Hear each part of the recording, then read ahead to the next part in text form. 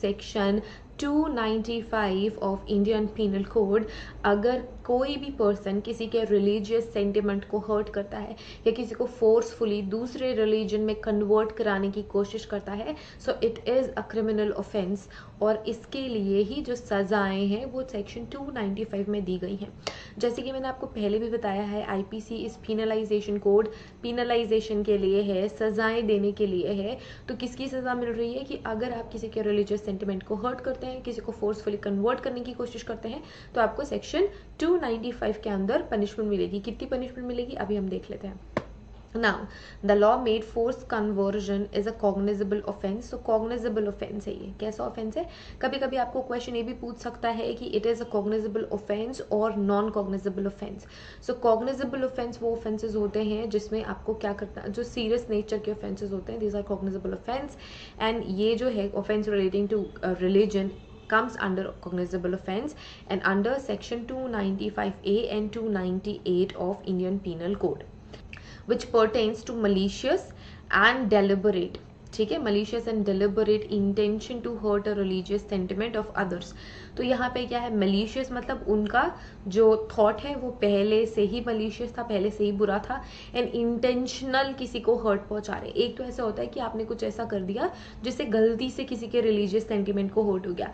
एक तो वो होता है कि आप डेलिबरेटली जानबूझ के टारगेट करके किसी पर्टिकुलर रिलीजन को टारगेट कर रहे हो, उनको हर्ट कर रहे हो, तो ये कॉग्निजेबल ऑफेंस है। ठीक है, इसी वजह से यहाँ पे दो चीजें इंपॉर्टेंट है, एक तो malicious intention and deliberate intention किसी दूसरे पर्सन के सेंटिमेंट्स को, रिलीजियस सेंटिमेंट को हर्ट करने के लिए। They attract present term up to 3 years, sorry.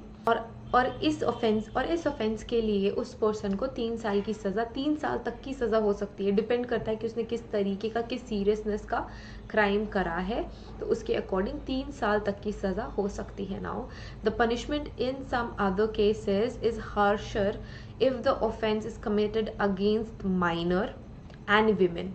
ठीक है, अगर जिस भी पर्सन ने ऑफेंस कमिट करा है और जो विक्टिम पर्सन है, अगर वो माइनर है तो ज़्यादा सीरियस पनिशमेंट मिलेगी। अगर वो पर्सन विक्टिम विमेन है तो ज़्यादा सीरियस पनिशमेंट मिलेगी। अगर वो विक्टिम एससी या एसटी पर्सन है तो उनको ज़्यादा पनिशमेंट मिलेगी, कल्प्रिट को ज़्यादा पनिशमेंट मिलेगी। If the constitution support equality, if the constitution supports equality, that means every citizen of the country is equal, right. हमारे इंडिया में सारे कोई इक्वल है, इसका मतलब ये है कि सभी इक्वल है, सबके पास अपनी खुद की फ्रीडम है। If he chooses to be a Christian और मुस्लिम और Hindu, the law has to treat him the same way because religious belief is a fundamental human right. ये बहुत इंपॉर्टेंट है। रिलीजियस बिलीव्स क्या है? फंडामेंटल ह्यूमन राइट है, वो उस पर्सन का खुद का राइट है। वो किसी भी रिलीजन को फॉलो कर सकता है, किसी भी रिलीजन को मान सकता है एंड उस रिलीजन में एंटर कर सकता है। And one can't be discriminate on the basis of one's choice of religion. और कोई भी पर्सन किसी दूसरे पर्सन को ह्यूमिलिएट नहीं कर सकता, उसको डिस्क्रिमिनेट नहीं कर सकता जस्ट बिकॉज वो किसी एक स्पेशल रिलीजन को फॉलो करते हैं। This is exactly the principle upon which the Indian penal code is framed. और ये बहुत इंपॉर्टेंट एक एलिमेंट है और हमारा इंडियन पीनल कोड भी इसी चीज़ पे फ्रेम्ड है कि सबके पास इक्वालिटी है, सबके पास फ्रीडम है। ये एक फंडामेंटल ह्यूमन राइट है हर एक पर्सन का कि वो अपने चॉइस के रिलीजन बिलीव्स को एक्सेप्ट कर सकते हैं और मान सकते हैं, राइट। अब हमारे पास एक इंपॉर्टेंट टेबल है जिसमें हम section 295 of IPC and section 295A of IPC देखेंगे। सेक्शन 295 सेज ऑफेंस क्या है?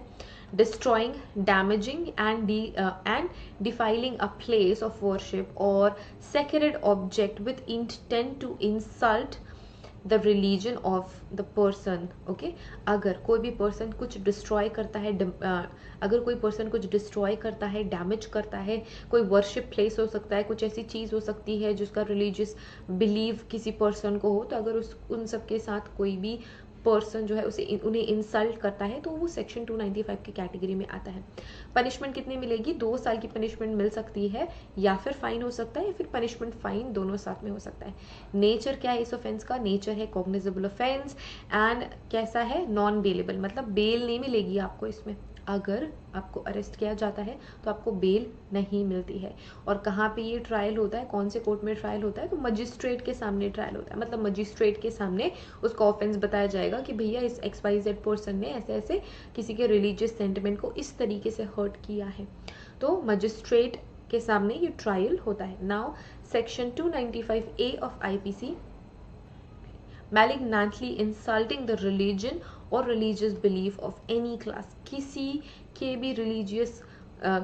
भी रिलीजियस बिलीव्स एंड क्लास को अगर कोई इंसल्ट करता है तो 2 साल की सज़ा होगी, फाइन होगा, या फिर दोनों साथ में हो सकता है। अगेन कॉग्निजेबल ऑफेंस है, नॉन बेलेबल है, और फर्स्ट क्लास मजिस्ट्रेट के सामने ट्रायल्स होते हैं। तो इम्पॉर्टेंट, बहुत इंपॉर्टेंट सेक्शन था ये। आई होप ये लेक्चर आप सभी के लिए इम्पॉर्टेंट एंड हेल्पफुल रहा हो और आपको सेक्शन 295 समझ में आ गया हो, जो कि रिलेटेड है offence related to religion. Okay,